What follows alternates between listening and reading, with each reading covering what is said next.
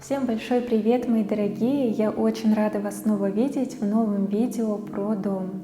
Я как раз в нем сейчас и снимаю. Это первое видео, которое я записываю в этом доме. И это моя будущая мастерская. Но речь сегодня пойдет не о ней, а о столовой и зоне кухни. Мы с вами будем вместе расписывать потолок, собирать кухню, которую сделал мой папа, и в конце вас будет ждать до-после. Конечно, еще не финальная, еще пока без мебели и декора, но тем не менее, мне кажется, что разница будет очень большая. Давайте с вами, наверное, начнем с потолка в столовой. Вообще, мне всегда очень хотелось расписать потолок, попробовать это как новый вид творчества и проверить, настолько ли это сложно, как об этом говорят и как это выглядит. Ну а когда я нашла винтажный абажур с дубовыми листьями, то у меня просто не было другого варианта, как продолжить эту дубовую тему и объединить абажур и потолок.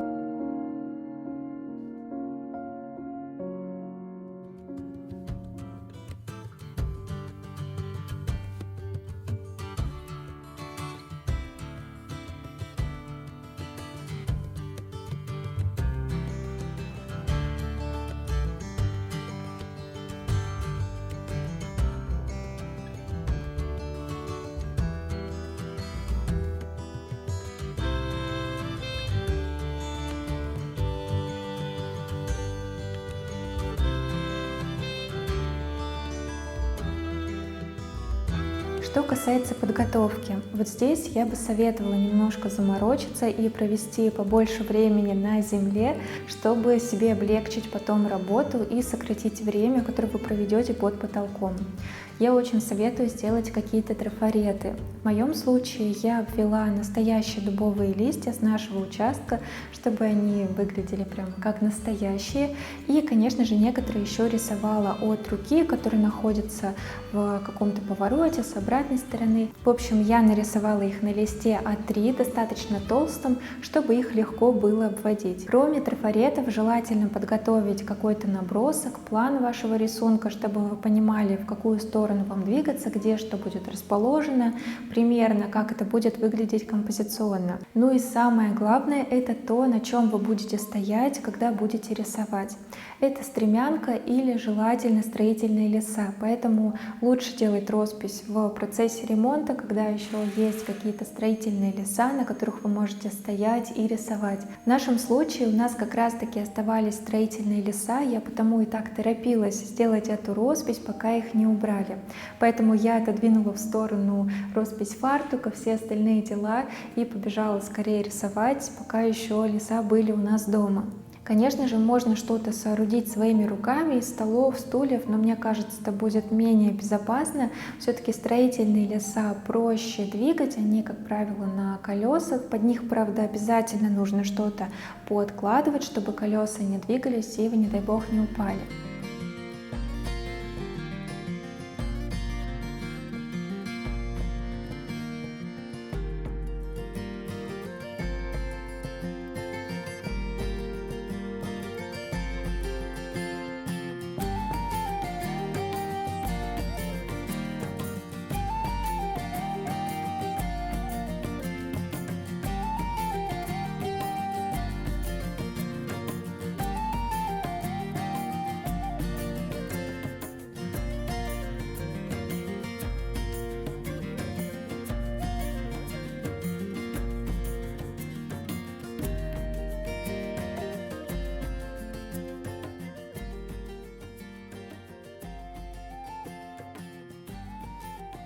Вы знаете, несмотря на то, что я уже давно знала, что буду делать роспись и планировала делать ее как раз в июне, у меня совершенно не было подготовлено никаких материалов, у меня не было ни одной кисточки, и пришлось покупать ее тут рядом в магазине детских игрушек. Это совершенно непрофессиональные кисти, они очень жесткие, рисовать ими было сложно, но тем не менее, мне так хотелось поскорее приступить, что решила рисовать тем, что есть.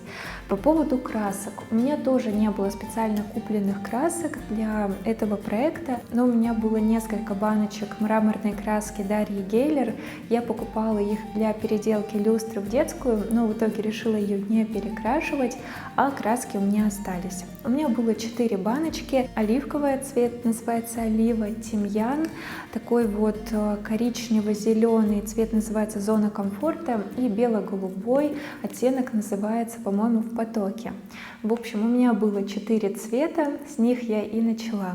Затем я докупила черный и коричневый колер для краски. В итоге у меня было 6 оттенков, которые я уже смешивала между собой в разных пропорциях для получения разных оттенков для всего рисунка. Что еще из инструментов мне понадобилось? Конечно же, простой карандаш, чтобы делать набросок, и клячка, чтобы что-то стирать. Единственное, что от клячки все равно остаются такие глянцевые полосы, и от карандаша все равно остается грязь, поэтому нужно иметь в виду, что должен быть какой-то небольшой запас белой краски, которой красили за потолок, чтобы в конце все подчистить, но об этом позже.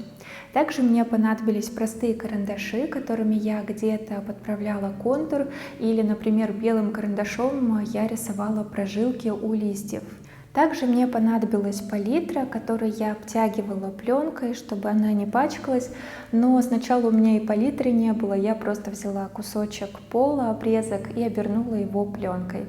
В общем, каких-то особых материалов для росписи не нужно. Как видите, можно использовать то, что есть под рукой. Но вообще эти краски мраморные я очень советую для росписи, для этой техники, поскольку они абсолютно матовые, что подходит для потолка. Они достаточно укрывистые, плотные по цвету, у них приятная фактура, ими можно добиться фактурных мазков. В общем, эти краски действительно очень хорошо себя проявили, и я их могу рекомендовать и для этой техники тоже.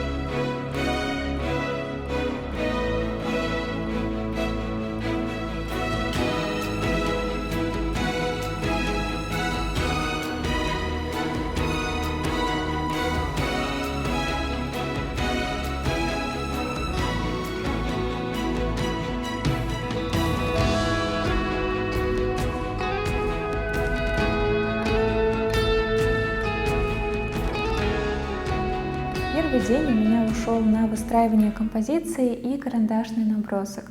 На второй день я уже взяла свои ужасные жесткие кисти, краски и начала расписывать листья. Мой план был такой: я хотела сначала заполнить все листья одним цветом и уже потом постепенно добавлять тени и какие-то оттенки. Но я уже опомнилась, когда рисовала, не знаю какой по счету лист, уже со всеми переходами и оттенками. Мне так было удобнее. Попробуйте, как вам будет проще. Может быть, сначала делать какой-то грубый рисунок без переходов цвета, может быть, сразу заниматься проработкой деталей. Здесь у каждого свой подход. Я смешивала на своей импровизированной палитре несколько оттенков и мазками сразу выставляла какие-то цветовые акценты. Где-то листья делала более желтыми, где-то светло-зелеными, где-то темнее, где-то более холодно-зеленый, теплый. В общем, на каждом листе я делала разные оттенки.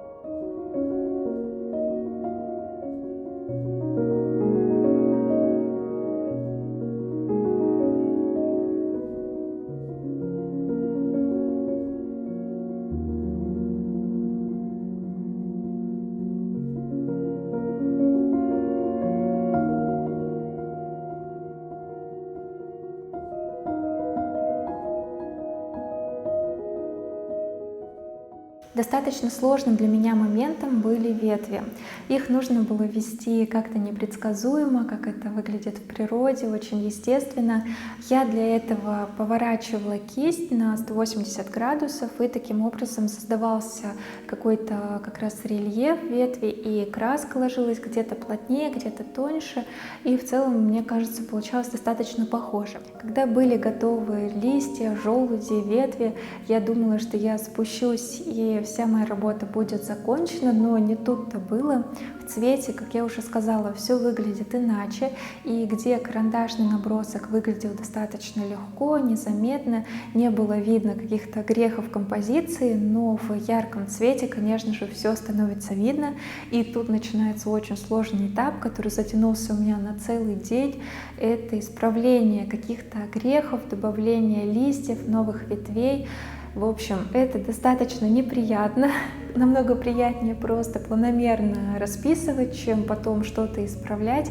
И здесь мой совет — вовремя остановиться. Я думала, что я не остановлюсь никогда, мне хотелось добавлять и добавлять новые листья, ветви, но я бы тогда потеряла какую-то воздушность, потолок перестал бы быть белым, он и так немного темнее становится из-за росписи, а если делать ее очень плотной, то, конечно же, это будет создавать какое-то давящее ощущение. Поэтому роспись должна быть воздушной, нужно оставлять какие-то пустые пространства.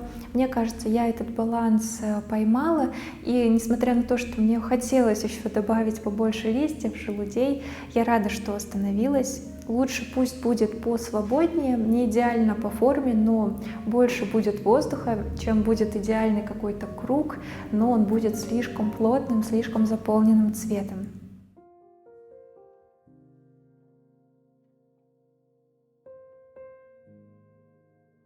У меня на канале много новеньких, и, возможно, не все из вас знают, что у меня есть несколько книг, печатные, электронные, и сегодня хочу быстренько вам о них рассказать.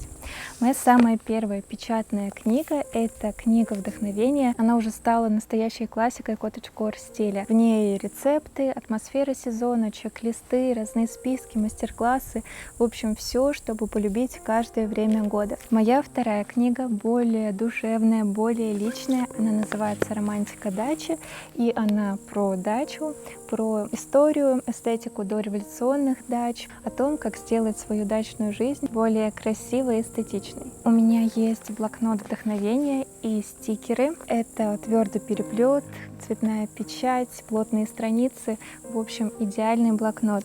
И также у меня есть несколько электронных изданий. Это пособие по атмосферной фотографии, это обучение.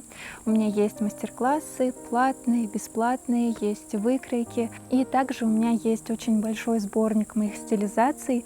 Это такая книга сказок для взрослых, он абсолютно бесплатный. Я оставлю вам ссылки на все мои печатные книги и, конечно же, оставлю ссылки на бесплатные материалы, на обучающие материалы. Все будет ждать вас внизу в описании. Пользуйтесь, читайте. Надеюсь, что вам понравится.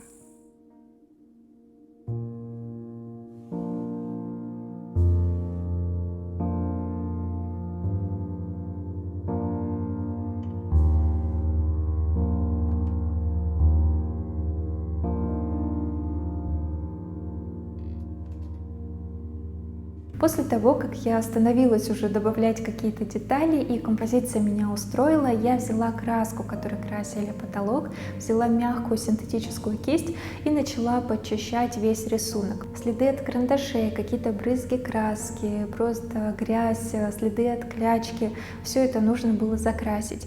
И здесь очень важно взять именно ту краску, которой красили потолок, потому что оттенки белого бывают разные, но если у вас потолок был окрашен давно и вы решили сделать роспись, то, наверное, лучше как-то растянуть этот белый цвет до краев комнаты, чтобы не было перепадов белого оттенка. И вот примерно за 4 дня роспись была готова, она получилась достаточно большой, как я сказала, 2 метра в диаметре, но в комнате она выглядит почти на весь потолок.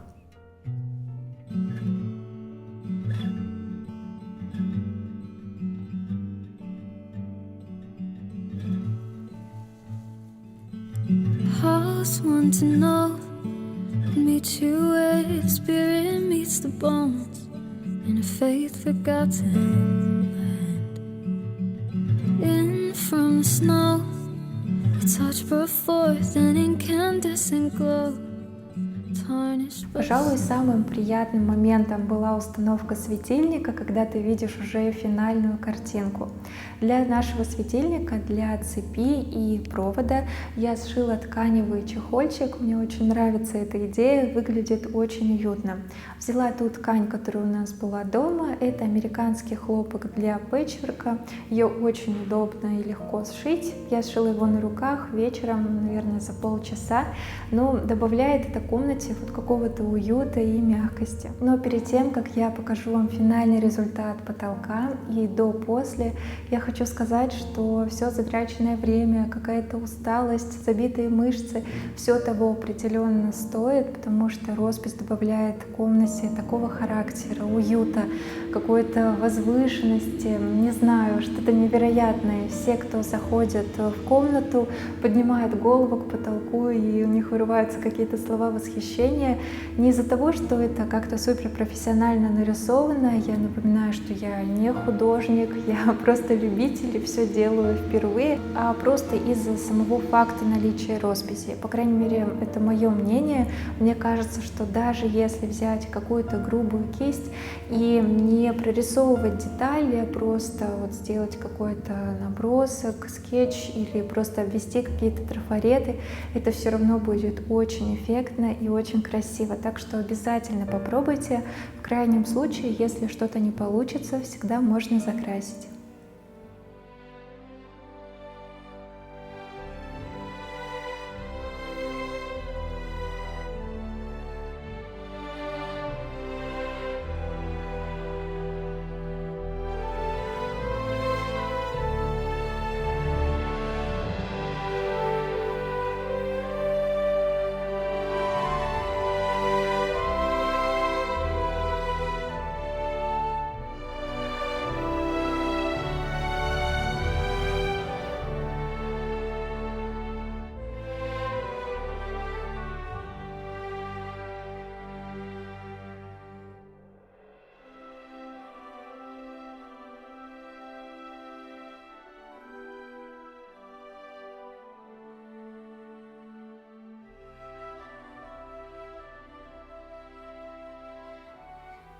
Пока я расписывала потолок столовой, мой папа начал собирать кухню.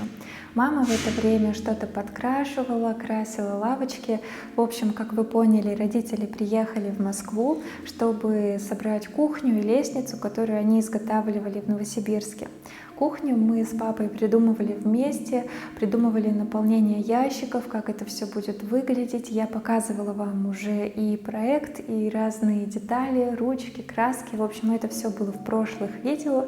И сейчас наступил ответственный момент, когда кухню нужно было собрать. Перед этим, конечно, кухню еще нужно было отправить из Новосибирска в Москву, это отдельная история, но все благополучно доехало, на кухне нет никаких сколов, никаких вмятин, в этом плане все отлично.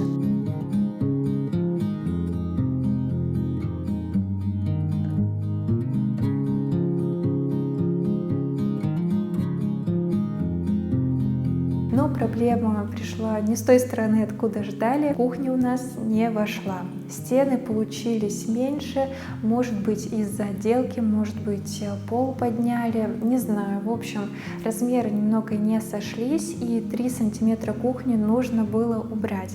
Благо у нас кухня с рамками, такая особая конструкция. Папа немного подрезал рамки, немного подстрогал ящики, и в итоге все встало на свои места.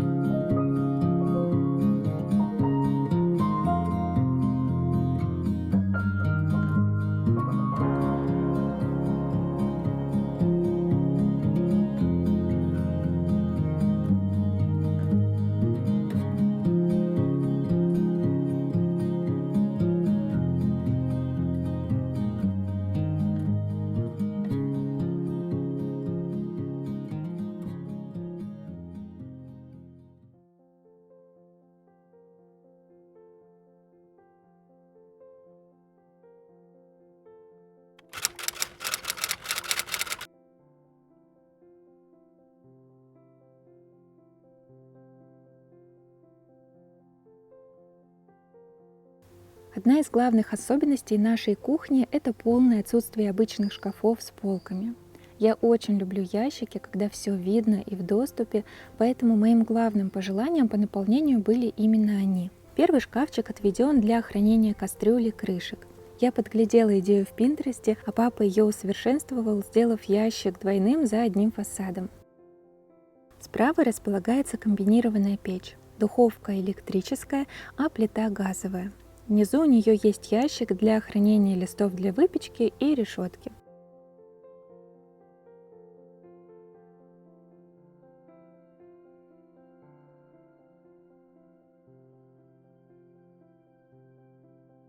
Справа от плиты располагается бутылочница для хранения масел и небольших форм для выпечки, например, для кексов. Дальше ряд небольших ящичков для специй, пряностей, приспособлений для выпечки и других мелочей. Дальше еще один шкаф для хранения, на этот раз для сковородок. Этот ящик тройной, в нем также есть отсек для хранения крышек и простой ящик наверху. На видео они пока не до конца открываются из-за раковины, но сейчас мы ее уже задвинули как нужно. Симметрично от раковины располагаются две бутылочницы для хранения моющих средств и различных бытовых предметов. Также есть два совсем маленьких ящичка. Ну а раковина уже третья по счету среди тех, что я заказывала на эту кухню. Это очень долгая история. Под раковиной есть выдвижной ящик для измельчителя отходов и мусорных ведер, а справа прячется посудомоечная машина. Дальше ящики для столовых приборов и еще один универсальный ящик. Ну и, конечно же, холодильник. Он у нас встроенный и достаточно большой, без морозильной камеры. Она будет располагаться отдельно в кухонной кладовке, как и хранение сыпучих продуктов, к примеру. Напротив холодильника располагается консоль или такой небольшой остров. На открытых полках будут стоять миски для теста, а в этом отсеке будут плетеные ящики-корзины для овощей и фруктов.